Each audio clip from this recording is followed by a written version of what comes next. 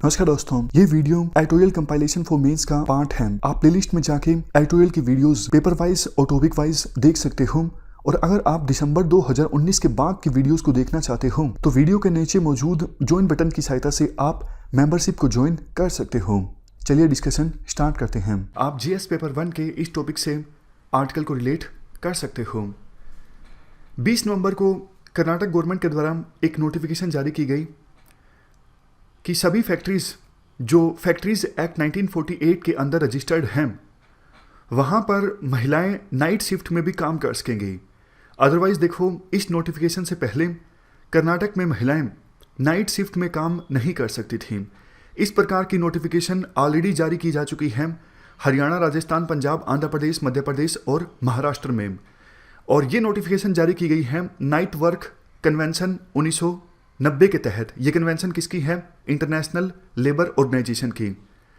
इन सभी स्टेट्स ने factories act को रिमूव कर दिया है, जिसमें पहले ये कहा गया था महिलाएं नाइट शिफ्ट में काम नहीं कर सकती। अब इस प्रोविजन को हटा के सेक्स बेस्ड जो डिस्क्रिमिनेशन होता था नाइट वर्क में कि पुरुष काम कर सकते हैं, महिलाएं नहीं कर सकती नाइट में काम, उस सेक्स बेस्ड डिस्क्रिमिनेशन को हटा दिया गया है।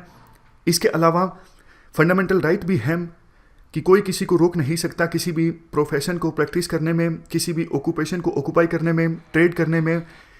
तो फंडामेंटल राइट का भी वायलेशन हो रहा था इस रिस्ट्रिक्शन से। अब फंडामेंटल राइट का वायलेशन नहीं होगा। काफ़ी सारे फायदे होंगे इसके। Ease of doing business promote होगा। इन्वेस्टर के लिए जो इन्वायरमेंट है और ज़्यादा इन्वेस्टर फ्रेंडली होगा। मैक्रो इकोनॉमिक क्लाइमेट में भी फ्लेक्सिबिलिटी आएगी और लेबर फोर्स का जो महिलाओं का लेबर फोर्स में जो पार्टिसिपेशन है वो भी बढ़ेगा। और सबसे ज़्यादा जो फ़ायदा होगा इस रिस्ट्रिक्शन हटने से वो देखो होगा मैन्युफैक्चरिंग सेक्टर को। और मैन्युफैक्चरिंग सेक्टर में भी सबसे ज़्यादा फ़ायदा होगा गारमेंट सेक्टर को, कपड़ों का जो व्यापार होता है। देखो, कर्नाटक में 5 लाख गारमेंट वर्कर्स हैं और उनमें से 90% जो हैं वो महिलाएं हैं। अमेंडमेंट में देखो काफ़ी तरह की बातें बोली गई हैं।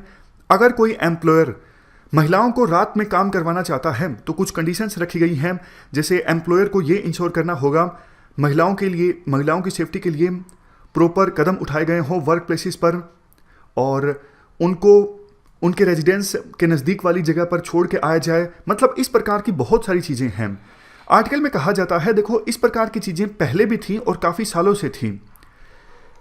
दिक्कत ये है गारमेंट लेबर यूनियन जो है उससे कंसल्ट भी नहीं किया सरकार ने इस प्रकार की अमेंडमेंट जारी करने से पहले।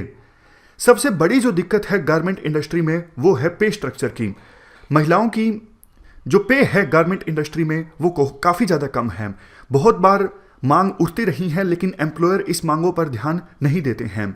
एम्प्लॉयर पर यह तो जिम्मेदारी है कि आप सेक्सुअल हरासमेंट को प्रिवेंट करोगे और वर्क प्लेसेस पर वायलेंस होता है उसे अवॉइड करोगे, उसे रोकने की कोशिश करोगे और दोषी को निकालोगे भी, मतलब काम नहीं करने दोगे। अगर कोई इस चीज़ में संलिप्त पाया जाता है आप पुलिस को भी रिपोर्ट करोगे। मतलब वो सारी चीज़ें जो होनी चाहिए वो सब तो हैं, लेकिन बात वही है कि पे स्ट्रक्चर से संबंधित कोई प्रावधान इस अमेंडमेंट में नहीं किया गया है, जिसकी काफ़ी ज़्यादा होप थी गारमेंट की यूनियन को।